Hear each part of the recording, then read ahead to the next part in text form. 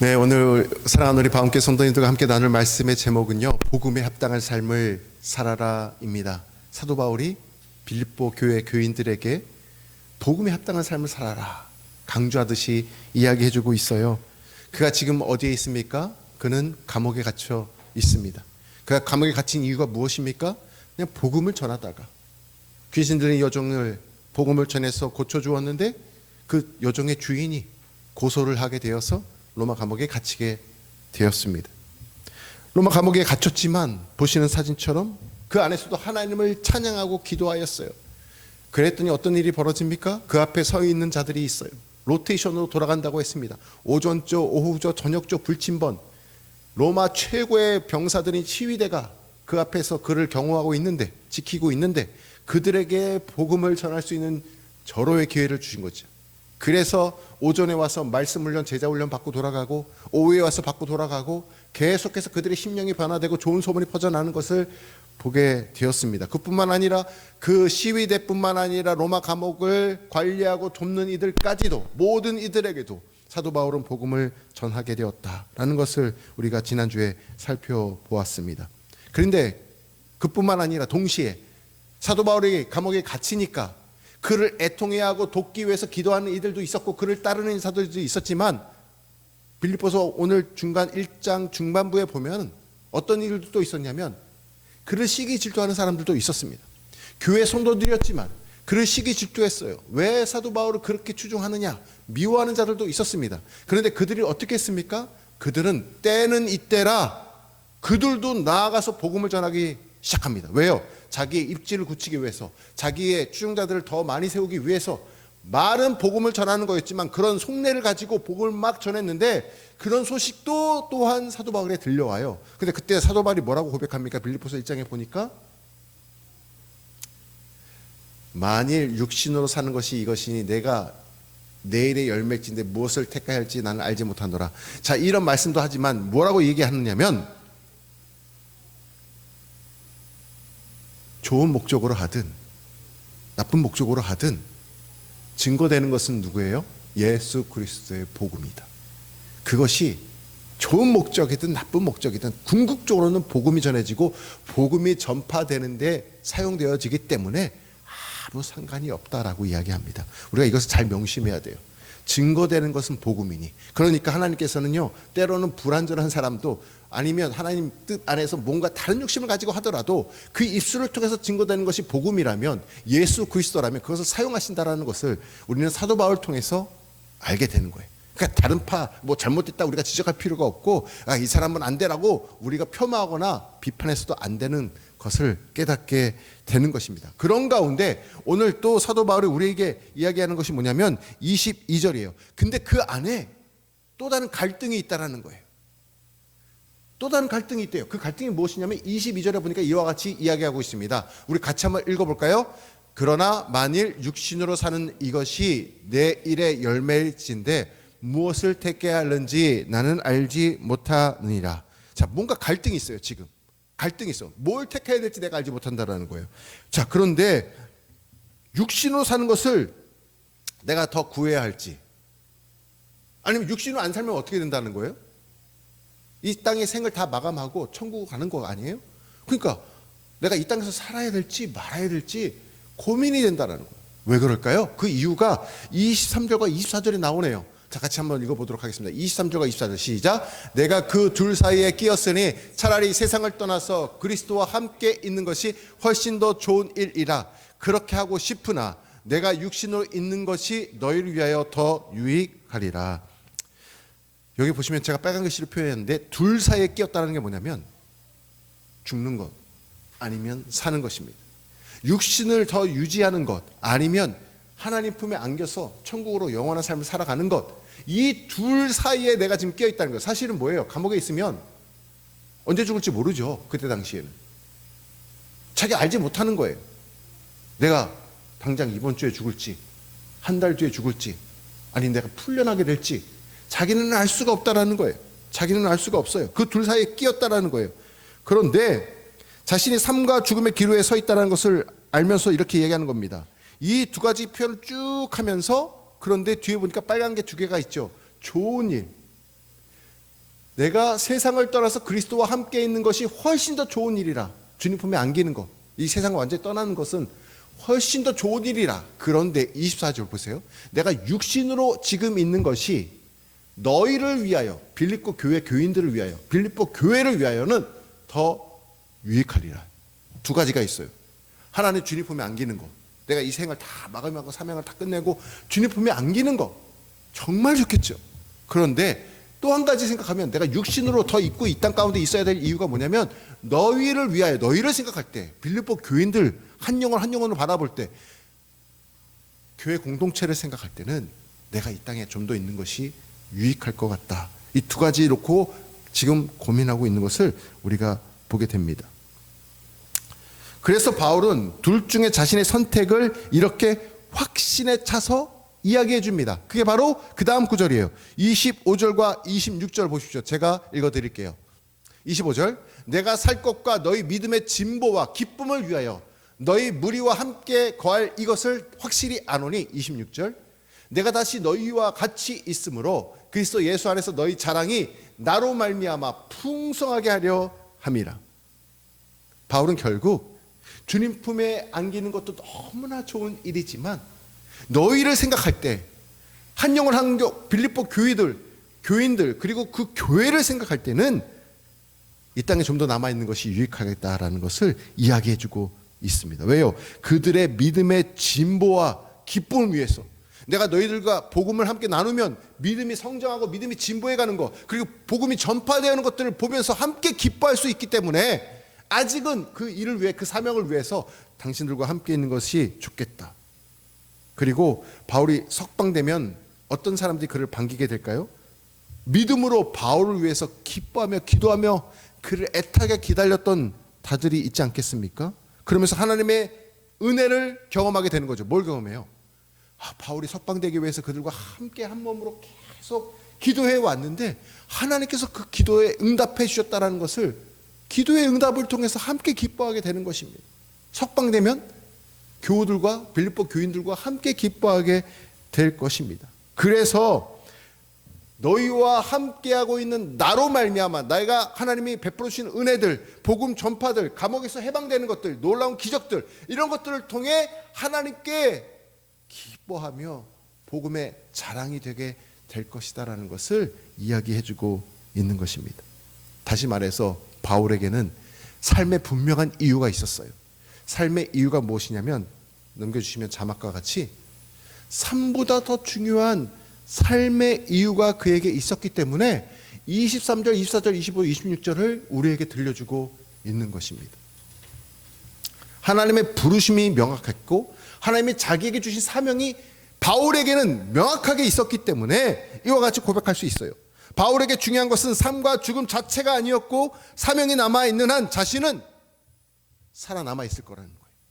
사명이 나에게 있는 한 난 죽지 않고 살아서 하나님이 주신 나의 사명을 감당하게 될 것이다 라는 것을 확신에 차에서 고백하고 있는 것을 보게 됩니다. 복음의 진보, 복음이 전파되는 것이 그의 삶의 이유였습니다. 역경 속에서도 복음이 전파되고 열매 맺는 그 열매들이 그의 삶의 이유가 되었다라는 것입니다. 고난 중에도 나타나는 그리스도의 영광, 그것을 이 복음의 진보를 통해서 보게 되는 거예요. 복음을 전하다 보면 왜 고난이 없겠습니까? 우리가 길거리 나가서 복음을 전하다 보면 왜 핍박을 받지 않겠습니까? 관계전도는 쉽습니까? 어렵죠. 관계전도 하다가 또 핍박 받을 수도 있습니다. 이 복음의 진보를 위해서 받는 고난을 두려워하지 말라는 거예요. 고난 뒤에는 무엇이 찾아옵니까? 따라하십시오. 영광.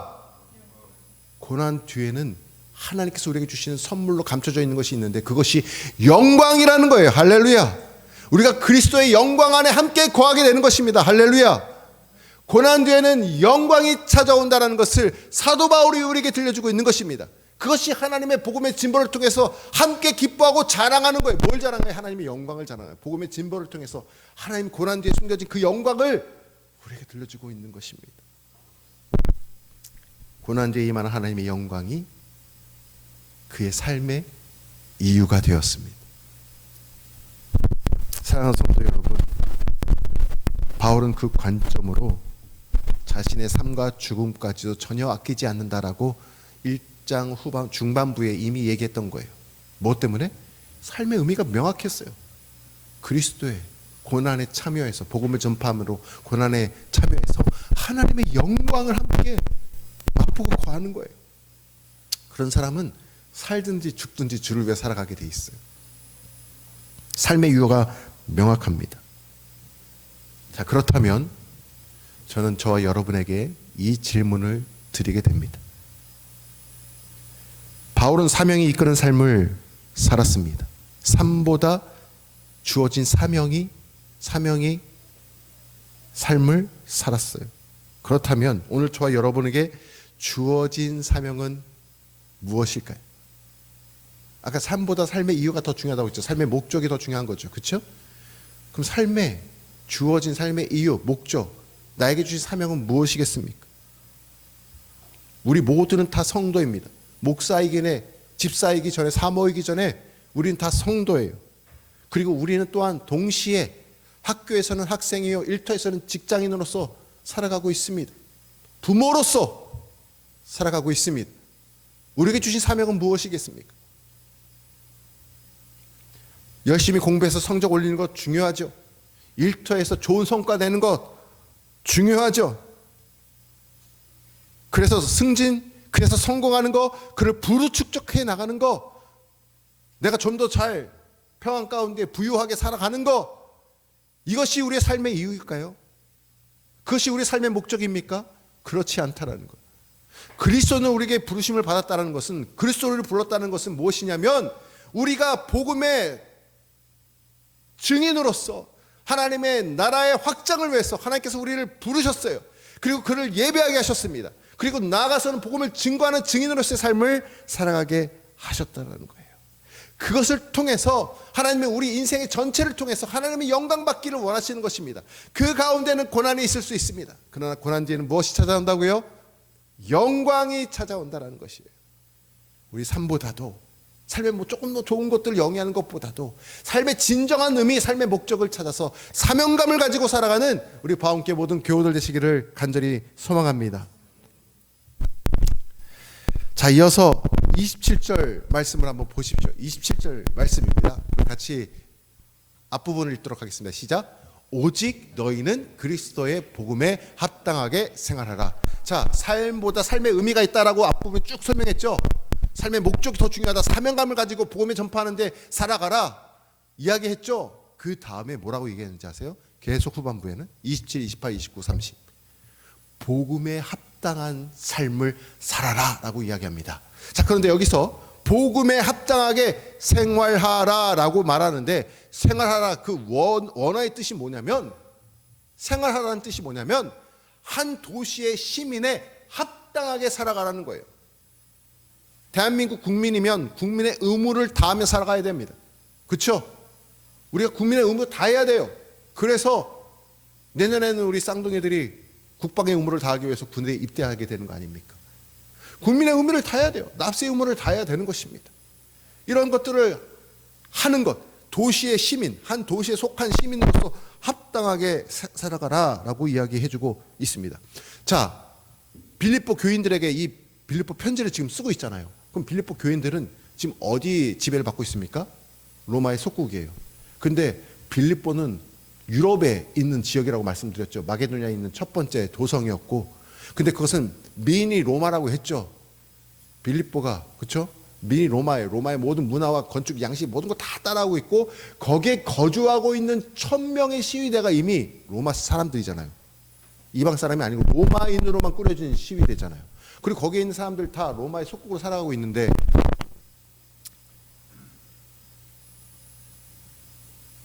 복음에 합당하게 생활할 때는 로마의 시민으로 합당하게 살아가려면 해야 될 전제 조건이 하나가 있죠. 로마 황제 앞에 어떻게 될까요? 엎드려야 돼요. 로마 황제를 숭배해야 돼요. 그를 따라야만 됩니다. 그런데 복음에 합당하게 살아가는 것은 뭐냐면, 로마의 시민으로 살아가면 로마 황제 앞에서 엎드려야 되고 굴복해야 될 때가 있는데, 그리스도의 복음으로 살아가면, 이게 로마의 황제에 엎드려서 로마의 생활권 안에서 로마의 시민으로서 의무를 다하는 것을 로마의 복음이라고 얘기하는 거예요. 복음은 원래 기쁜 소식이잖아요. 왜 기쁜 소식일까요? 복음이 로마의 식민지 그 도시를 정복하면서 첫 번째 황제였던 아우구스투누스는 뭐라고 하냐면 이 제국 전체를 다스리는 것을, 평화를 자기가 가져왔다고 이야기합니다. 속국을 만들고 내가 평화를 가져왔다고 얘기해요. 그러니까 앞으로 너희들 걱정하지 마. 누구도 괴롭히지 않을 거야. 우리가 다스리니까. 로마가 지배하고 다스리니까 너희들 걱정하지 말고 우리 속국 안에서 우리의 지배를 받으면서 평안하게 잘 살라는 것입니다. 자, 그것은 로마의 입장이고, 로마의 속국이 된 사람들은 어떤 마음을 가질까요? 예를 들어서 일제 침략 시대 때 일본이 우리를 딱 속국으로 만들어 놓고 우리가 너희들 다스리니까 걱정하지 마, 평안하게 살아. 그럼 우리가 평안합니까? 우리가 마음이 평안해요? 우리 이름도 쓰지 못하고 우리 말도 못하게 하는데? 아니죠. 그건 평화가 아닙니다. 그건 지배예요. 불공정한 것입니다. 자, 그런데 이때 복음을 뭐라고 얘기하냐면 로마가 다스리니까 너희들 기뻐하라는 거예요. 너희들에게 평안을 준다는 것입니다. 그건 로마의 복음이죠. 근데 진짜 복음이 무엇이냔 말이죠. 진짜 기뻐할 것 무엇입니까? 진짜 평안은 무엇입니까? 그리스도의 복음인 줄 믿으시길 바랍니다. 그리스도의 복음을 믿는 로마의 작은 속국이었던 빌립보 교회 교인들에게 편지를 보내면서 로마의 복음이 아니고 그리스도의 복음으로 그 복음에 합당하게 살아가라 이야기하는 겁니다. 근데 그 생활하라는 원어의 뜻이 뭐냐면 그 도시의 시민으로서 합당하게 살아가는 거예요. 물론 로마의 그 속국으로 있으니까 로마 시민권자 시민 증명서가 있었겠으니까 거기에 요구되는 것들 의무를 다해야겠죠. 그런데 빌립보 교회 교인들에게는 그거보다 더 앞선 시민권이 있죠. 그게 뭐예요? 천국 시민권, 하나님 나라의 복음의 시민권, 그리스도의 복음의 시민권이 그들에게 있었던 것입니다. 그래서 로마의 복음은 이렇게 강조합니다.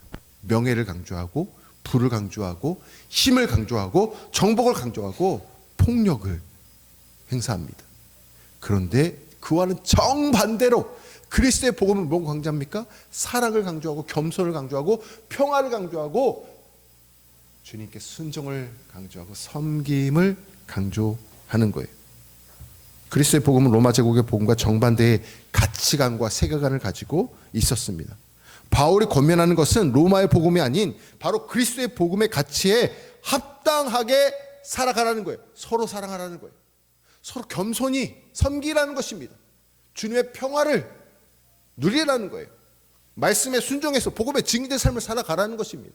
이게 그리스도의 복음입니다. 그리스도의 복음. 그래서 그리스도인들은 어떻게 불렀냐면 이중 국적 가진 자들이다 라고 불렀어요. 왜요? 로마의 속국이었으면서 동시에 그리스도인의 시민권, 하늘의 시민권을 가진 자들이기 때문에 그렇습니다. 그래서 바울은 빌립보 교회가 외부의 핍박과 고난 속에서도 어떻게 믿음으로 살아야 하는지 오늘 후반부 28, 29, 30에 세 가지를 딱 집어서 이야기해 줍니다. 자, 오늘 마지막 부분인데 그러면 어떻게 복음으로 합당하게 살아가라 이야 될까요? 그리스도의 복음에 하늘의 시민권자로서 생활을 해야 되잖아요. 그렇죠? 세상에 속한 것이 아니라. 그럼 어떻게? 세 가지 27절 하반부를 제가 읽어드리겠습니다. 27절 하반부입니다. 이는 내가 너희에게 보나 떠나 있으나 너희가 한 마음으로 서서 한 뜻으로 복음의 신앙을 위하여 협력하는 것과. 자, 여기에서 첫 번째 빨간 글씨를 보십시오. 한 마음으로 어떻게 하래요? 서서라는 것입니다. 이 서서라는 단어가 원어로 살펴보면 어떤 뜻이 있냐면 이것은 한 마음이니까 한 마음은 성령이죠. 성령 안에서, 한 성령 안에서 서서라는 것은요, 흔들리는 상황 가운데 굳건하게 딱 지탱하고 서 있는 거예요. 마치 이것은 군사 용어로 쓰였습니다. 이 서서라는 단어가 원어적으로는 군사 용어로 썼는데 그냥 서 있는 게 아니고 함께 딱 도열해가지고 빈틈없이 딱 서 있는 로마 당시의 병사 그 모습 그대로예요. 사진 한번 넘겨주시면 이것입니다. 보십시오. 도열했어요. 병사들이 도열해가지고 빈틈없이 딱 서 있는 거예요. 흔들림이 있습니까? 없습니까? 전혀 흔들림이 없어요. 기세가 충만하지 않습니까? 저 마음으로 딱 함께 한 성령으로 서서 복음에 합당한 삶을 살아가라는 거예요. 때로는 복음을 위해 살아갈 때 핍박을 받을 수 있고 고난을 당할 수 있지만 혼자서는 안 돼요. 여러분, 그래서 교회 공동체가 필요한 거예요. 혼자서 신앙생활 안 됩니다. 절대 안 돼요. 오래가지 못합니다. 함께 서서 복음을 위해 살아가라는 거예요. 그게 복음을 위해 살아가라. 이것이 그리스도인의 복음에 합당한 삶이라는 것입니다. 공동체가 한 성령 안에서 우리 바움교회 모든 교우들 힘차게 뭉쳐서 단단하게 뭉쳐서 서서 함께 교회를 세워가는 저와 여러분 되시기를 간절히 소망합니다. 복음에 합당한 삶이란 뭐라고요? 한 성령 안에서 함께 세워져 가는 겁니다. 자, 두 번째 오늘 본문 말씀 속에 보니까 복음의 신앙을 위하여서 협력하라라고 말합니다. 자, 아까 말씀 다시 한번 보여주시겠어요? 예, 말씀을 한번 다시 한번 위에 27절 한번 보십시오.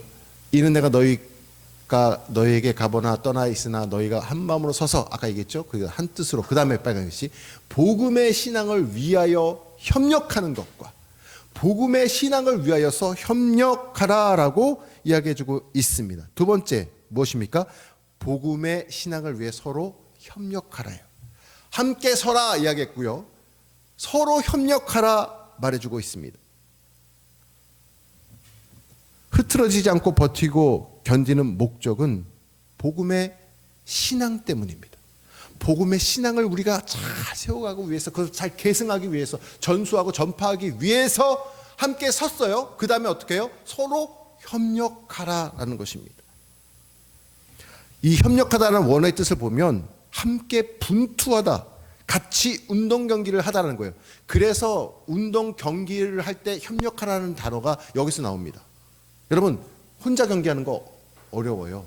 그래서 단체 종목이 있고 릴레이가 있는 겁니다. 서로 협력해야 돼요. 혼자서는 그거 다 감당 못합니다. 그래서 복음을 위한 싸움은 혼자 감당이 힘든 싸움임을 이야기해주고 있고요. 이 싸움이 개인 종목이 아니라 여러분 팀 종목이라는 거예요. 팀 종목. 그것을 강조합니다. 그래서 교회 공동체에 속하지 않고 나 홀로 신앙생활하는 것 오래가지 못하고 궁극적으로 너무 외롭습니다. 외로워요. 그리고 마음에 병이 듭니다. 그리고는 건강을 잃어요. 몸과 마음의 건강을 잃게 됩니다. 그래서 복음에 합당한 삶은 협력하고 함께 뛰는 삶이다라는 것을 이야기해 줍니다. 복음에 합당한 삶 어떻게 살라고요? 함께 서서 서로 협력하라는 거예요. 자, 그 다음에 세 번째가 있습니다. 세 번째 28절 말씀인데요. 같이 한번 읽도록 하겠습니다. 우리 다 같이 시작. 무슨 일에든지 대적하는 자들 때문에 두려워하지 아니하는 이 일을 듣고자 함이라. 이것이 그들에게는 멸망의 증거요 너희에게는 구원의 증거니 이는 하나님께로부터 난 것이라. 자, 셋째는 무엇이냐면 밑에 한번 보실까요? 따라 읽겠습니다. 3번 시작. 복음의 신앙을 위해 협력하라. 제가 잘 못하네요. 자, 아까 읽었던 내용 중에 어떤 단어가 있었냐면 두려워하지 아니하는 이 일을이라고 적혀 있어요. 다시 한번 얘기하면 복음에 합당한 삶을 살기 위해서 뭘 해야 되냐면 두려워하지 말라는 것입니다. 두려워하지 말라는 것. 두려워하지 않는 것입니다. 로마의 복음이 아닌 그리스도의 복음을 선택한 빌립보 교회 교인들은, 그리고 오늘 우리 바움교회 교우들은 삶 가운데 복음 앞에서 반대와 또 고난을 직면하게 될 것인데 그때 두려워하지 말라라고 이야기해 줍니다. 복음에 합당한 삶은 뭐냐면 복음 앞에서 두려워하지 않는 것입니다. 세상 앞에서 두려워하지 않는 것입니다. 함께 서서 서로 협력하여서 복음의 증인되기 위해서 두려워하지 말고 살아가라는 것입니다. 당시 초대교회 성도들 삶 자체가 로마 빌립보 지역 안에서는 정치적으로 볼 때 눈에 가시거리였죠. 왜요? 그리스도를 추종하고 있잖아요. 로마 황제가 아니고.